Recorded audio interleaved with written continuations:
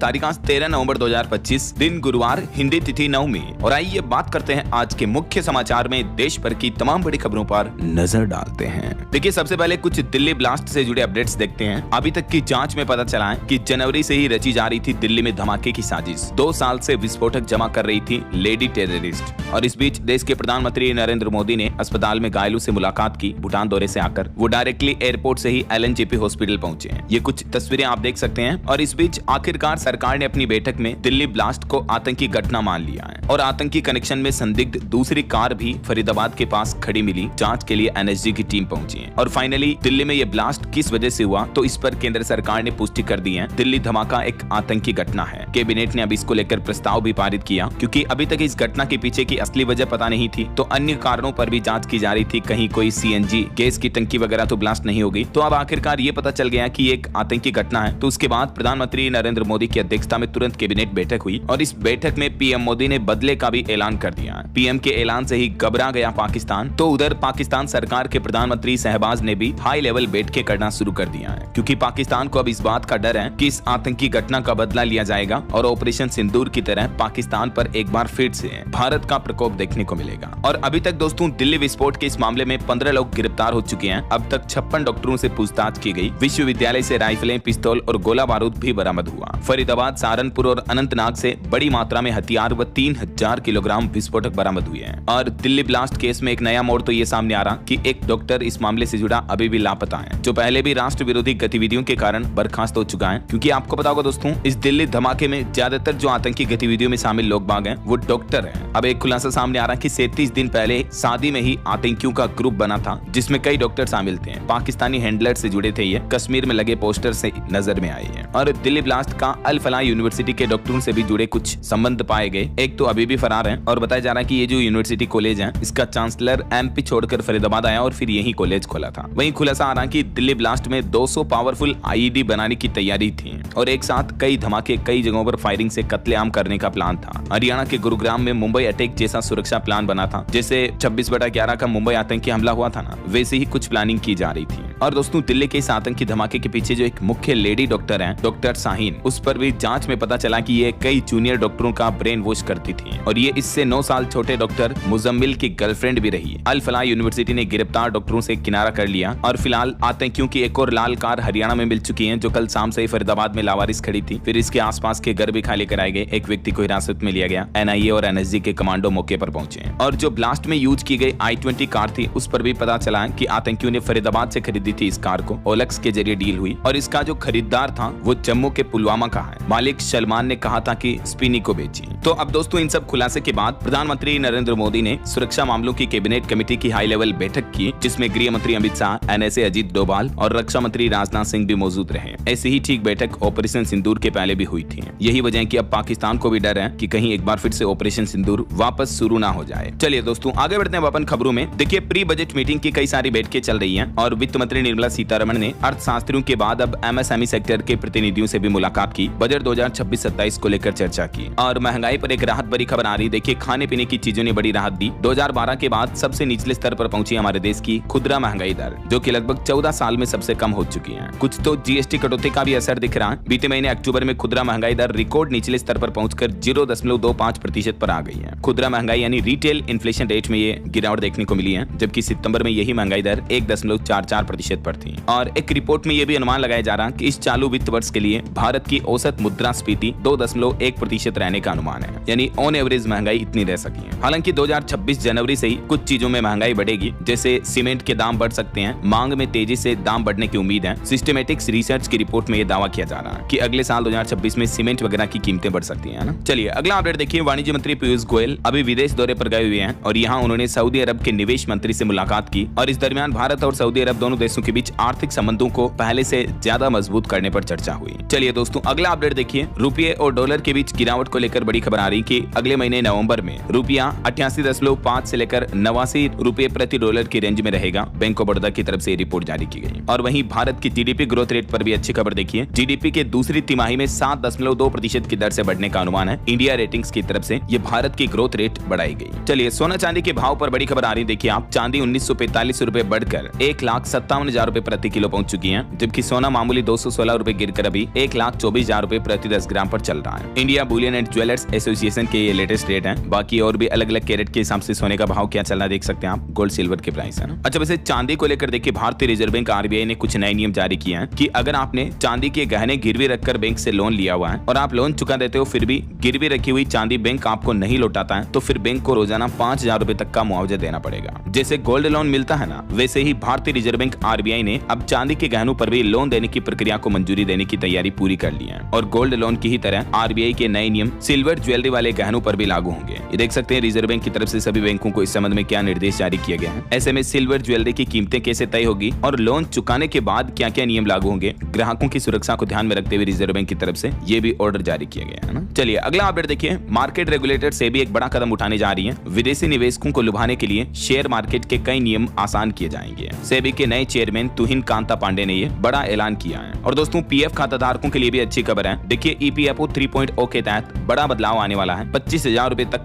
वेतन वालों को भी मिलेगा पीएफ और पेंशन का फायदा। अभी वर्तमान में जो ईपीएफ यानी कर्मचारी भविष्य निधि के लिए अनिवार्य वेतन सीमा 15,000 रुपए हर महीने है, राइट। तो अब इसे बढ़ाकर 25,000 रुपए करने की तैयारी कर रहा है ईपीएफओ। तो अगले साल 2026 तक आपको इसको लेकर बड़ा अपडेट देखने को मिल सकता है। ईपीएफओ की तरफ से जल्दी इन नए नियमों का मसौदा जारी किया जाएगा। इसके अलावा ईपीएफओ की तरफ से एक नया अभियान भी शुरू किया गया है अभी, कर्मचारी नामांकन अभियान 2025। इसमें भी श्रमिकों को मिलेगा सामाजिक सुरक्षा कवरेज। मतलब कई सारी कंपनियों में ऐसे लोग हैं जो जॉब कर रहे हैं, नौकरी कर रहे हैं, लेकिन वो पीएफ खाते से नहीं जुड़े हैं। तो उन्हीं कंपनियों को अपने कर्मचारियों को ईपीएफओ में नामांकित करने के लिए ये अभियान शुरू किया गया है। जो लोग कंपनी में 1 जुलाई 2017 से 31 अक्टूबर 2025 के बीच कार्यरत रहे हैं, ऐसे सभी पात्र कर्मचारियों को नामांकन किया जा सकेगा ईपीएफओ के अंतर्गत, है ना। और भी इस अभियान की कुछ मुख्य विशेषताएं आप देख सकते हैं। और चलिए अगला अपडेट देखिए। आईफोन बनाने वाली एप्पल कंपनी कल 14 नवंबर को आईफोन पॉकेट लॉन्च करने जा रही है। मतलब फोन को रखने के लिए लिटरली इस तरह का बेल्ट वाला पॉकेट है, जिसमें आपको ये 2 वर्जन देखने को मिलेंगे। और कंपनी ने इस पॉकेट की शुरुआती कीमत 13,500 रुपए से शुरू की है। और लॉन्ग स्ट्रेप वाला अगर ये पॉकेट लेते हो आप तो 22,200 रुपए तक इसकी कीमत होगी। देखिए यार मतलब,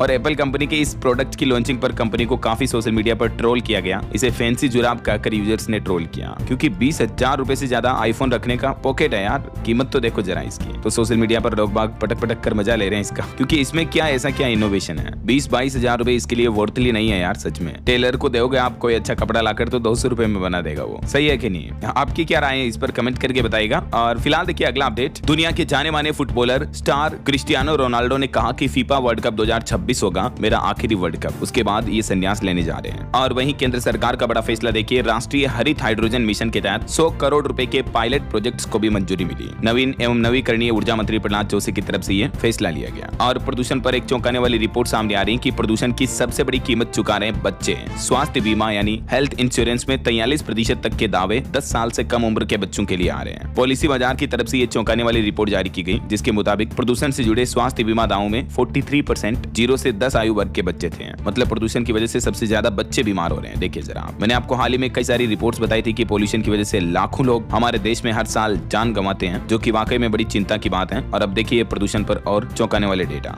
अभी देश की राजधानी दिल्ली एनसीआर में पॉल्यूशन इतना ज्यादा बढ़ा हुआ है कि अब खुद सुप्रीम कोर्ट ने भी पंजाब, हरियाणा इन राज्यों से भी रिपोर्ट मांगी और पूछा कि पराली जलाने से रोकने के लिए क्या किया। वैसे राजधानी दिल्ली में तो अभी ग्रेप 3 की पाबंदियां लागू हो चुकी हैं, यानी कई सारी चीजों पर प्रतिबंध लगा दिए गए हैं। 5वीं तक की क्लासेज भी ऑनलाइन हाइब्रिड मोड पर चलेगी और भी ये सारे प्रतिबंध रहेंगे ग्रेप 3 में, राइट। दिल्ली मानो गैस चैम्बर बन चुकी है। राजधानी का AQI अभी भी 400 के पार चल रहा कई जगहों पर। 31 इलाकों की आबो हवा सबसे ज्यादा खराब है। फरीदाबाद से थोड़ी राहत भरी खबर आई है। और प्रदूषण पर एक और चिंताजनक रिपोर्ट देखिए आप कि अमीरों की जीवन शैली और निवेश से होने वाला प्रदूषण दुनिया के 118 देशों के कुल उत्सर्जन से भी ज्यादा है। अंतर्राष्ट्रीय संगठन ऑक्सफैम की नई रिपोर्ट जारी हुई। मतलब जो रिचेस्ट पर्सन लग्जरी चीजों का यूज करते हैं, इस वजह से भी पॉल्यूशन काफी ज्यादा बढ़ता है ऐसा। और एक बड़ी दुर्घटना की खबर देखिए दोस्तों। गुजरात के भरूच की केमिकल कंपनी में बॉयलर फट गया, जिसमें 3 लोगों की मौत हो गई, 24 लोग घायल हो गए। धमाके से आसपास की कंपनियों को भी नुकसान पहुंचा। चलिए अगला अपडेट देखिए। बागेश्वर धाम के पंडित धीरेन्द्र कृष्ण शास्त्री अपनी पद यात्रा में बीमार हो गए। 100 डिग्री फ़ारेनहाइट इनका बुखार रहा। सड़क पर ही ये लेट गए, विश्राम करने लगे। और यहाँ इस दरमियान उन्होंने एक मुस्लिम सरपंच से कहा था कि तुम्हारी कौम पर सवाल उठ रहे हैं दिल्ली धमाके के मामले मामले पर बीजेपी विधायक बोले कि दिल्ली कार ब्लास्ट छोटा मोटा है। तो धीरेन्द्र शास्त्री को 100 डिग्री बुखार हुआ तो डॉक्टरों ने 2 दिन उनको आराम करने की सलाह भी दी है, लेकिन उन्होंने तो फिर भी दवाई ली और फिर से यात्रा शुरू कर दी है। ये देख सकते हैं आप उनकी यात्रा से जुड़ी कुछ तस्वीरें भी। वैसे दिल्ली ब्लास्ट की घटना के बाद इस यात्रा में भी सुरक्षा व्यवस्थाएं और बढ़ा दी गई है ना। चलिए अगली खबर देखिए। कंगना रनौत पर राजद्रोह का केस चलेगा। एक्ट्रेस बोली थी कि किसान आंदोलन में रेप और मर्डर हुई है, तो उनके इस बयान के मामले पर अब आगरा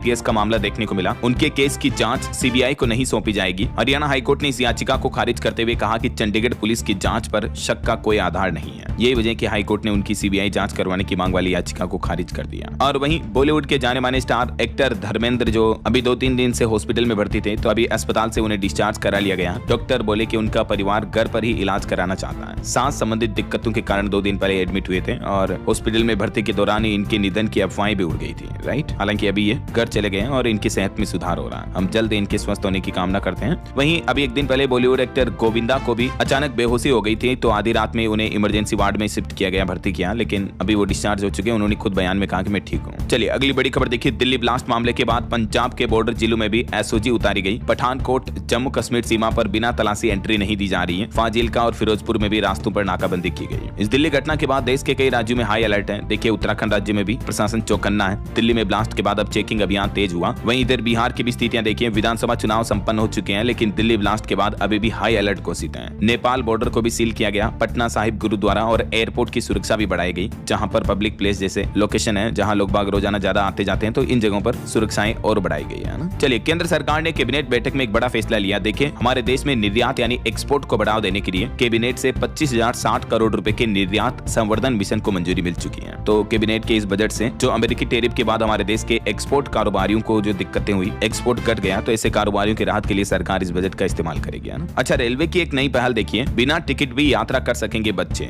रेलवे की तरफ से इसको लेकर कुछ नियम बदले गए हैं। भारतीय रेलवे ने यात्रियों की सुविधा बढ़ाने की दिशा में यह महत्वपूर्ण बदलाव किया है। अब अभिभावक आसानी से तय कर सकते हैं कि उन्हें बच्चे के लिए सीट चाहिए या नहीं, और उसी के अनुसार सीट बुक कर सकते हैं। 5 साल से कम उम्र के बच्चों के लिए बड़ी राहत मिलेगी। 5 साल से छोटे बच्चे अगर रेल में यात्रा कर रहे हैं, ठीक है, और उनके माता पिता नहीं चाहिए कि उसे अलग से सीट नहीं देनी है, तो उसे बिना टिकट के भी ट्रेन में ले जाया जा सकता है। तो अभिभावक माता पिता बच्चे को गोद में रख करके बैठा करके यात्रा कर सकते हैं ऐसा। हालांकि अगर किसी कारणवश बच्चे के लिए अलग बर्थ या सीट बुक कराई जाती है, तो फिर पूरा वयस्क का किराया देना पड़ेगा। तो अभी रेलवे में 5 से 12 साल तक के बच्चों के लिए विशेष नियम लागू किया है। No seat no berth option, NOSB। Railway की तरफ से इस नए नियम को लेकर आदेश भी जारी कर दिया, देख सकते हैं आप। और वहीं बड़ी खबर देखिए दोस्तों, दिल्ली ब्लास्ट मामले के बीच एयर इंडिया विमान को बम से उड़ाने की धमकी मिली। एक टिश्यू पेपर पर लिखा था बॉम्ब गुड बाय। तो इस विमान की यूपी वाराणसी में इमरजेंसी लैंडिंग कराई गई और सुरक्षा एजेंसियों के अधिकारी और बॉम्ब स्क्वाड के जवान तुरंत मौके पर पहुंचे हैं। चलिए अगली बड़ी खबर देखिए दोस्तों, उदय की तरफ से डेटा जारी किया गया कि हमारे देश में 6 करोड़ मृतकों के आधार कार्ड एक्टिव हैं, जिससे फर्जी खाते और फर्जी तरीके से सरकारी योजनाओं में गड़बड़ी का खतरा है। और अब इसको लेकर उदय ने सर्वे भी शुरू कर दिया है। यानी 6 करोड़ से भी ज्यादा ऐसे लोग जो मर चुके हैं, लेकिन जिनके आधार कार्ड नंबर अभी भी एक्टिव हैं। इस वजह से कई बैंक फ्रॉड हो सकते हैं, फर्जी खाते खोले जा सकते हैं, ऐसी आशंकाएं बढ़ गई है। क्योंकि देश में हर नागरिक को आधार नंबर जारी करने की शुरुआत को लगभग 15 साल हो चुके हैं,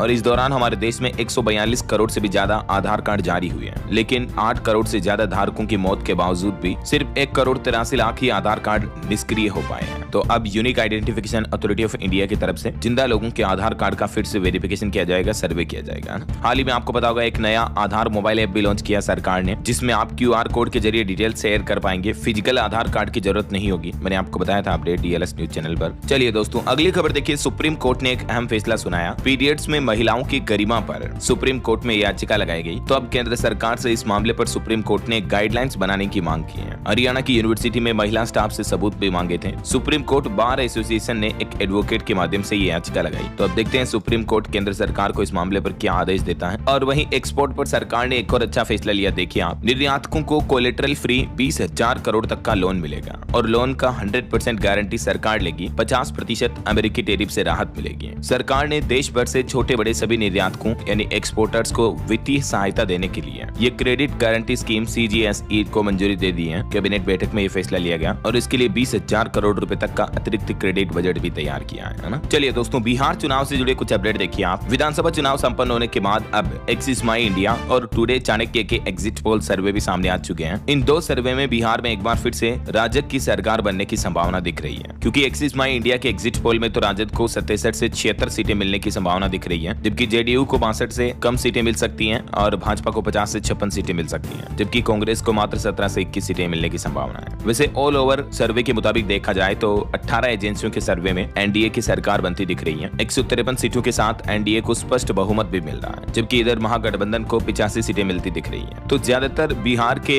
रुझानों में भी एनडीए सरकार का पलड़ा भारी दिख रहा है और बीजेपी सबसे बड़ी पार्टी नजर आ रही है। खैर दोस्तों, असलियत का पता तो नतीजे आने के बाद ही चल पाएगा। इधर देखिए, चुनाव आयोग ने एसआईआर अभियान भी और तेज कर दिया है। देश भर के 12 राज्यों और केंद्र शासित प्रदेश में 3.5 करोड़ से भी ज्यादा फॉर्म वोटर्स को बांटे गए, चुनाव आयोग की तरफ से बताया गया है। इसके साथ ही पश्चिम बंगाल में भी 23 साल बाद एसआईआर की प्रक्रिया हो रही है और सुप्रीम कोर्ट में भी इस मामले को लेकर सुनवाई चल रही है। सुप्रीम कोर्ट ने चुनाव आयोग से भी इस मामले पर जवाब तलब किया। तमिलनाडु और बंगाल, पुडुचेरी, इन राज्यों ने एसआईआर को सुप्रीम कोर्ट में चुनौती दी है। खैर, अभी इस मामले पर अगली सुनवाई 26 नवंबर को होगी सुप्रीम कोर्ट में और देखते हैं कोर्ट की तरफ से क्या आदेश जारी किया जाता है इस पर। और कुछ अंतर्राष्ट्रीय न्यूज अपडेट देखिए दोस्तों, हाल ही में जो अमेरिका में नए भारतीय मूल के मेयर बने थे न्यूयॉर्क शहर के, तो उनको लेकर एक अमेरिकी अरबपति बोले कि मुंबई जैसा बन जाएगा न्यूयॉर्क। ममदानी की जीत पर चिंता जताई और कहा कि उनके फैसले से शहर बदतर हो जाएगा। इधर अमेरिकी राष्ट्रपति डोनाल्ड ट्रंप का भी कहना है कि अमेरिका में टैलेंटेड लोगों की कमी है और इसीलिए विदेशी स्किल्ड लोगों की जरूरत हमें पड़ती है। ये एहसास हुआ अब आखिरकार ट्रंप को। तो H-1B वीजा पर भी नरम हुए अमेरिकी राष्ट्रपति और वीजा नियमों को भी फिर से आसान करने का प्लान बना रहे हैं। और वहीं यौन अपराधी एप्स्टीन केस में भी ट्रंप पर कुछ नए आरोप लगे। दावा किया जा रहा है कि वे नाबालिग लड़कियों के बारे में भी जानते थे। और बांग्लादेश की पूर्व पीएम शेख हसीना के इंटरव्यू से बांग्लादेश नाराज हुआ। ढाका में भारतीय डिप्लोमेट तलब किया गया। हसीना ने कहा था यूनुस सरकार कट्टरपंथियों के सहारे चल रही है। और वहीं देखिए, भारत इजराइल के बीच भी एक और अंतर्राष्ट्रीय समझौता हुआ। भारत को 3 मिसाइलें देगा इजराइल, नई ऊंचाइयों पर पहुंचेगा। दोनों देशों का रक्षा सहयोग भी है। भारत और इजराइल के बीच डिफेंस में ये एक मजबूत समझौता हुआ है। इस सौदे से भारत की एरोस्पेस और क्रूज मिसाइल क्षमताएं भी बढ़ेगी, है ना। वहीं खबर आ रही कि पाकिस्तान और अफगानिस्तान के बीच फिर से युद्ध हो सकता है। अफगानिस्तान में फिर हमले कर सकता है पाकिस्तान। इस्लामाबाद में धमाके के बाद पाकिस्तान के रक्षा मंत्री आसिफ बोले कि हम भी कार्रवाई करने पर मजबूर हैं। तो कहीं न कहीं पाकिस्तान और अफगानिस्तान, तालिबान वगैरह के बीच एक बार फिर से युद्ध की आशंका बढ़ी हुई है। अभी एक दिन पहले आपको पता होगा, हमारे देश की राजधानी दिल्ली में धमाकों के बाद पाकिस्तान के इस्लामाबाद में भी बम विस्फोट के मामले देखने को मिले थे, जिसमें 12-13 लोगों की जानें चली गई थी। तो इस घटना के बाद श्रीलंकाई टीम ने पाकिस्तान भी छोड़ दिया। वहां के गृह मंत्री ने पूरी सुरक्षा का भरोसा दिलाया था, लेकिन वहां की टीम को उनके देश पर भरोसा नहीं है, क्योंकि 2009 में भी उनकी टीम पर एक बस पर हमला हुआ था। और स्पोर्ट्स न्यूज से एक और खबर आ रही, देखिए, लॉस एंजेलिस 2028 ओलंपिक का शेड्यूल भी जारी हुआ। क्रिकेट का फाइनल 29 जुलाई को खेला जाएगा और पहली बार पुरुषों से ज्यादा महिलाएं खेलेगी। LA ओलंपिक 2028 के शेड्यूल की डिटेल्स आप देख सकते हैं। कुछ और स्पोर्ट्स न्यूज देखिए दोस्तों, रोहित शर्मा 7 साल बाद विजय हजारे ट्रॉफी खेलेंगे। कोहली के खेलने पर सस्पेंस बरकरार है। बीसीसीआई ने कहा कि टीम में रहना है तो घरेलू क्रिकेट खेलो। वहीं इधर नीतीश टीम इंडिया से रिलीज हुआ। इंडिया ए के लिए वनडे खेलेंगे। कोलकाता टेस्ट में रेड्डी की जगह जुरेल खेलेंगे। कोच बोले कि जुरेल का खेलना भी तय हुआ। और भारत के लिए गर्व की बात देखिए, हिमाचल के बलवीर ने 3 मेडल जीते। वर्ल्ड मास्टर्स एथलेटिक्स चैंपियनशिप के लिए क्वालिफाई हुआ। साउथ कोरिया में करेंगे भारत देश का प्रतिनिधित्व। Many congrats. और बहरहाल अभी तो अपन कुछ और महत्वपूर्ण और काम की खबरें देखेंगे दोस्तों, लेकिन फिलहाल वक्त तो चला है आज के ताजा मौसम समाचार जानने का।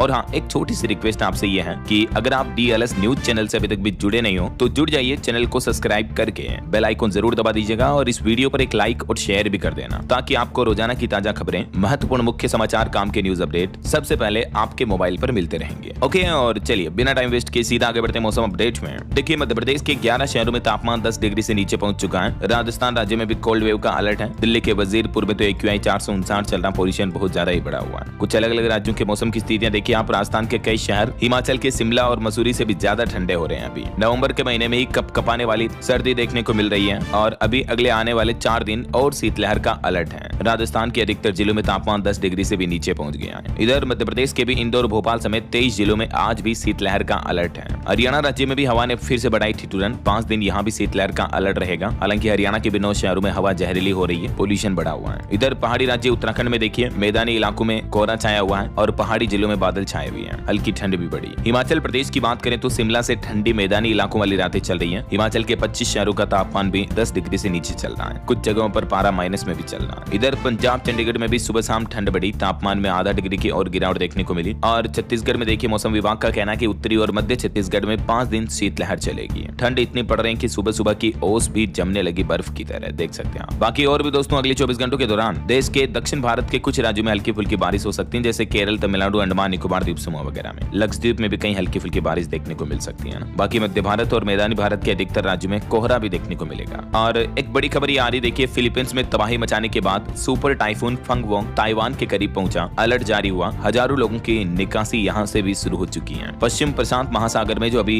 फंगवोंग करके जो चक्रवात तूफान चल रहा है वो अब ताइवान की ओर आगे बढ़ने लगा है और अंतर्राष्ट्रीय मौसम विभाग ने इसको लेकर हाई अलर्ट चेतावनी भी जारी कर दी है। चलिए मौसम के बाद कुछ मार्केट अपडेट्स पर नजर डाल लेते हैं। देखिए दोस्तों, बीते दिन भारतीय शेयर बाजार में अच्छी तेजी देखने को मिली। सेंसेक्स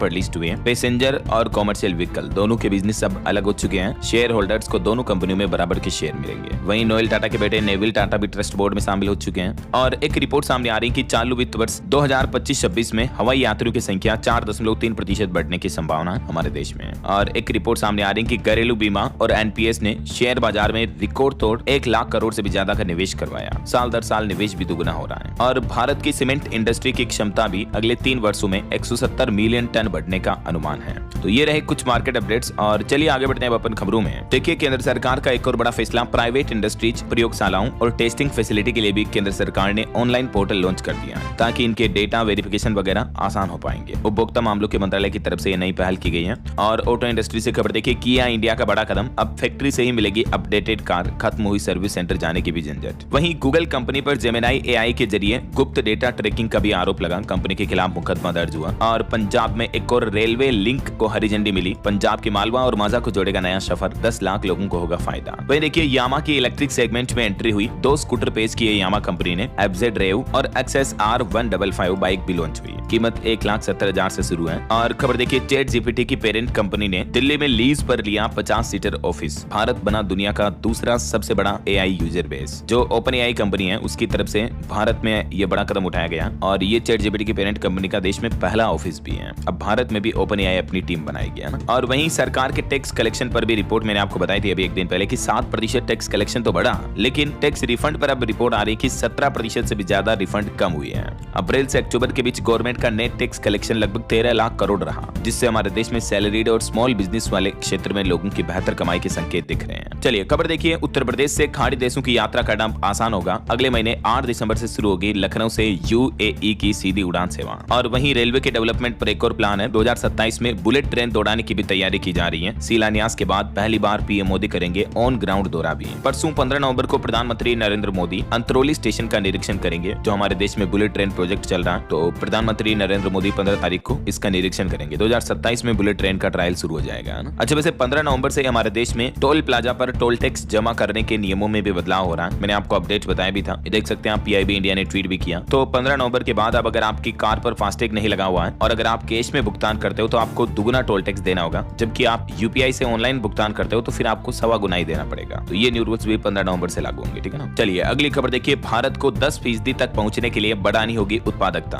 देश की इकोनॉमी पर विश्व बैंक के अर्थशास्त्री की तरफ से ये भारत के लिए राय मशवरा दिया गया। वहीं सुप्रीम कोर्ट का कहना है कि डैशबोर्ड बनाकर फैसलों की जानकारी सार्वजनिक करें। शीर्ष कोर्ट ने सभी उच्च न्यायालयों को निर्देश दिया, मतलब एक ऑनलाइन पोर्टल बनाए और उस पर सभी फैसलों की जानकारी पब्लिक करें ऐसा। और सुप्रीम कोर्ट ने यह भी कहा कि हाई कोर्ट सुप्रीम कोर्ट से कम तो नहीं है, लेकिन देश भर के हाई कोर्ट को उन मामलों पर विचार नहीं करना चाहिए जिन पर पर्टिकुलर सुप्रीम कोर्ट का अधिकार है ऐसा। वहीं ईडी की बड़ी कार्रवाई देखिए दोस्तों, एसआरएस ग्रुप का 2200 करोड़ रुपए का घोटाला उजागर किया, सैकड़ों फर्जी कंपनियों में लगाया निवेशकों और बैंकों का पैसा। और उत्तर प्रदेश में मदरसों को लेकर कुछ नए नियम लागू हो चुके हैं। देखिए, मदरसा शिक्षकों की नियुक्ति के बदले नियम, अब शिक्षा चयन आयोग ही करेगा इनकी भर्ती। इसको लेकर प्रस्ताव भी तैयार हो चुका है। यूपी के सरकारी अनुदान पाए मदरसों में शिक्षकों की रिक्रूटमेंट को लेकर यह बड़ा बदलाव किया जा रहा है। और झारखंड का विधानसभा का शीतकालीन सत्र 5 से 12 दिसंबर तक आयोजित होगा। कैबिनेट की बैठक में 18 प्रस्तावों को स्वीकृति मिली है। झारखंड सरकार ने एक आदेश ये भी जारी किया कि अब हर सरकारी अस्पताल में ट्रांसजेंडर्स को मिलेगी सम्मानजनक सेवाएं। ट्रांसजेंडर की सामाजिक समानता और मानवाधिकारों को मजबूत करने की दिशा में झारखंड सरकार ने बहुत ही अच्छा कदम उठाया। और वहीं देखिए, हाल ही में जो सुप्रीम कोर्ट के सीजीआई पर जूता फेंकने जैसी घटना हुई थी, तो सुप्रीम कोर्ट ने कहा कि ऐसी घटनाएं भविष्य में दोबारा न होने पाए। सुप्रीम कोर्ट ने अटॉर्नी जनरल और बार काउंसिल से भी इसको लेकर सुझाव मांगे हैं। वहीं खबर है कि एआई में प्रतिभा की कमी है, हम सैनिकों को बनाएंगे विशेषज्ञ, सैन्य बलों के भविष्य पर बोले हमारे देश के सेना प्रमुख जनरल उपेंद्र द्विवेदी। और देखिए सीआरपीएफ के जवानों के लिए सरकार ने फैसला लिया, इनकी ऑपरेशनल ड्यूटी में घायल कर्मियों की सहायता राशि बढ़ा दी है और इनके लिए शैक्षणिक सहायता में भी बढ़ोतरी की है। मृत्यु के बाद प्रदान की जाने वाली तत्कालिक सहायता जो है उसको भी 75,000 से बढ़ाकर 1 लाख कर दिया है। इसके अलावा भी कुछ और डिटेल्स आप देख सकते हैं। एजुकेशन भत्ते वगैरह में भी बढ़ोतरी की गई है सीआरपीएफ के जवानों के लिए। चलिए अगला अपडेट देखिए, उत्तराखंड की कैबिनेट बैठक में बड़ा फैसला लिया गया, 7,000 से ज्यादा संविदा और तदर्थ दैनिक वेतन कर्मचारियों की नौकरी पक्की होगी,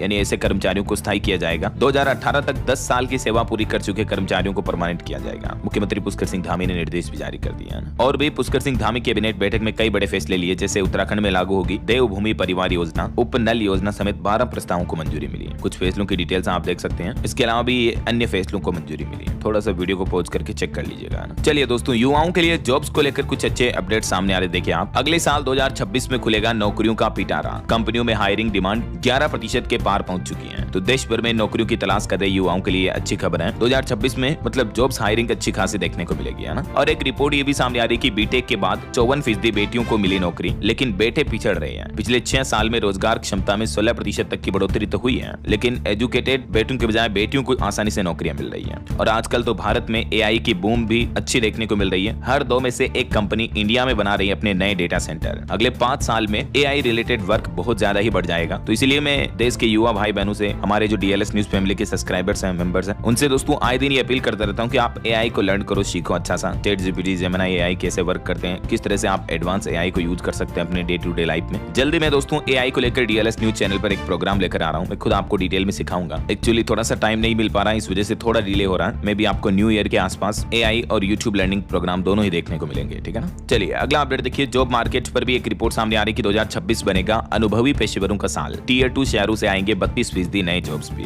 और भारत के 100 में से 56 युवा नौकरी के लिए एकदम रेडी हैं, जबकि पुरुषों से भी आगे महिलाएं हैं। एआई ने बदला खेल। इंडिया के 2026 की रिपोर्ट की डेटा भी आप देख सकते हैं। और वहीं राज्यों के हिसाब से नौकरियों की अगर बात करें तो साल 2026 में नौकरियां देने में सबसे आगे होंगे उत्तर प्रदेश, महाराष्ट्र, कर्नाटक। इन राज्यों में रोजगार क्षमता में बढ़ोतरी होगी, ये भी रिपोर्ट सामने आ रही है। चलिए दोस्तों आगे बढ़ते हैं अपन खबरों में। देखिए खबर, छत्तीसगढ़ शराब घोटाला मामले पर आबकारी अधिकारियों की गिरफ्तारी पर अंतिम रोक लगाई गई। सुप्रीम कोर्ट ने शर्तों के साथ राहत दी। और वहीं देखिए पासपोर्ट में डीले यानी देरी को लेकर भी इलाहाबाद हाईकोर्ट ने कहा कि 1 महीने के अंदर अंदर पुलिस वेरिफिकेशन करें, लोगों के पासपोर्ट डॉक्यूमेंट्स को लेकर डीले ना करें। और खबर है बद्रीनाथ धाम में भी अलर्ट पर है पुलिस। दिल्ली की घटना के बाद असम राइफल्स की टीम भी तैनात की गई। 25 नवंबर को बंद होंगे बद्रीनाथ धाम के कपाट। और 25 नवंबर को अयोध्या में भी एक बड़ा प्रोग्राम होगा। इतिहास रचने जा रहा अयोध्या। पीएम नरेंद्र मोदी करेंगे राम मंदिर के मुख्य शिखर पर ध्वजारोहण। तकरीबन 161 फीट ऊंचे शिखर पर भगवा ध्वजा फहराएंगे पीएम मोदी। इसकी कुल लंबाई 190 फीट होगी। तो 25 नवंबर को ये प्रोग्राम होगा। इसको लेकर भी तैयारियां शुरू हो चुकी है ना। वहीं देखिए इंडिया पोस्ट ऑफिस ने लॉन्च किया डाक सेवा 2.0 मोबाइल ऐप। घर बैठे आपके इंडिया पोस्ट से जुड़े कई सारे काम आसान हो जाएंगे। देख सकते हैं आप डिटेल। इस डाक सेवा 2.0 से आप क्या क्या कर पाएंगे। पोस्टल सेवाओं से जुड़े ढेर सारे काम आप घर बैठे अपने मोबाइल से ही कर पाएंगे और शिकायत करना भी आसान होगा, है ना। और वहीं देखिए पीएम किसान योजना पर भी एक बड़ा अपडेट सामने आ रहा कि इस वजह से खाते में नहीं आए 21वीं किस्त के पैसे। सरकार ने खुलासा किया कि लगभग 35,44,000 से भी ज्यादा किसानों के नाम लिस्ट से हटा दिए गए हैं। जांच में लाखों किसान अपात्र पाए गए हैं। तो वेरिफिकेशन की वजह से इन किसानों के नाम डिलीट किए गए हैं। और एक बड़ा आदेश आ रहा कि जनवरी तक करना होगा जीएसटी से इसका भुगतान। सरकार की तरफ से बड़ा अपडेट जारी किया गया जीएसटी रिफॉर्म के बाद। वहीं देखिए राज्य सरकारें वक्फ बोर्ड का गठन करें। पंजाब हरियाणा हाईकोर्ट की तरफ से बड़ा आदेश दिया हरियाणा सरकार को और वक्फ बोर्ड के गठन का ऑर्डर जारी किया हाईकोर्ट ने। 3 महीने के अंदर अंदर ये गठन करना होगा। और खबर देखिए देश की राष्ट्रपति द्रौपदी मुर्मू अभी बोत्सवाना के दौरे पर हैं। यहाँ उन्होंने वहाँ के राष्ट्रपति बोको के साथ द्विपक्षीय बैठक की और राष्ट्रपति मुर्मू ने बोत्सवाना की नेशनल असेंबली को भी संबोधित किया। इस दरमियान एक बड़ा समझौता हुआ कि अफ्रीका से फिर चीते आएंगे भारत। राष्ट्रपति मुर्मू के बोत्सवाना दौरे के दौरान इस समझौते पर भी बातचीत बनी। चलिए अगला अपडेट देखिए, उत्तर प्रदेश में अब महिलाएं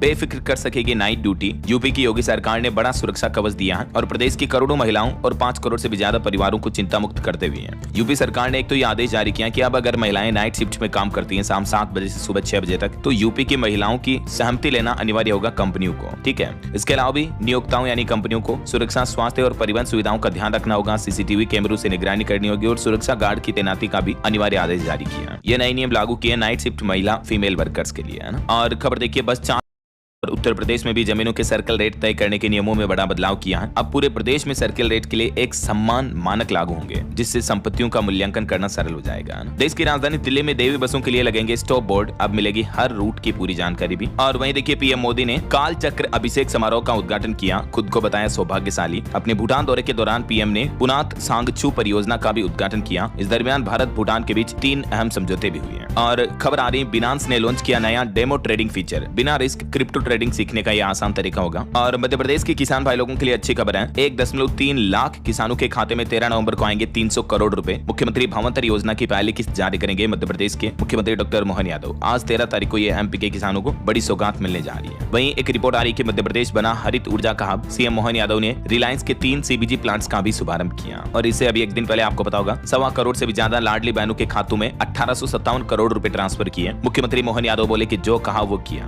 और अब से ही प्रति महीना 1500 रुपए मिलेंगे लाडली बहना योजना के तहत मध्य प्रदेश की माताओं बहनों को, है ना। चलिए कुछ और स्टेट न्यूज अपडेट देखते हैं फटाफट से। देखिए राजस्थान के हॉस्पिटलों में बनेगी fire fighting wing. Medical department को 30 पदों की स्वीकृति मिली। 15 दिसंबर से भर्ती शुरू होगी। वहीं राजस्थान में भी एआई और ड्रोन से होगी अगली कृषि क्रांति। कृषि विज्ञान केंद्रों की 3 दिवसीय समीक्षा कार्यशाला भी शुरू हुई। और खबर है दोस्तों 21 दिसंबर को राजस्थान जैसलमेर की रेत पर दौड़ेंगे desert warriors. Fit India united India की बीएसएफ मैराथन का आयोजन होगा। ऑनलाइन रजिस्ट्रेशन भी शुरू हो चुके हैं इसके लिए। और मध्य प्रदेश में देखिए 40 साल पुराने सभी बांधों के गेट फुट ओवरब्रिज अपग्रेड होंगे। केरवा डैम की घटना के बाद ये फैसला लिया गया है। और वहीं देखिए मध्य प्रदेश में एक और नया आदेश भी जारी हुआ। 15 साल पुराने वाहन बंद होंगे। बसों में पैनिक बटन लगाना अनिवार्य होगा। इंदौर कलेक्टर ने बस ऑपरेटरों को भी चेतावनी दी। और छत्तीसगढ़ विधानसभा का विशेष सत्र 18 नवंबर को शुरू होगा। वहीं छत्तीसगढ़ महाराष्ट्र बॉर्डर पर 6 नक्सली भी ढेर हुए अभी एक दिन पहले तक। ओके, और अंत में आज के एजुकेशनल अपडेट्स देख लेते हैं। देखिए बैंक ऑफ बड़ौदा में 2700 पदों पर भर्ती निकली हुई है। लास्ट डेट 1 दिसंबर रहेगी। और यूपीएससी सिविल सर्विस मेंस परीक्षा का रिजल्ट भी जारी हो चुका है।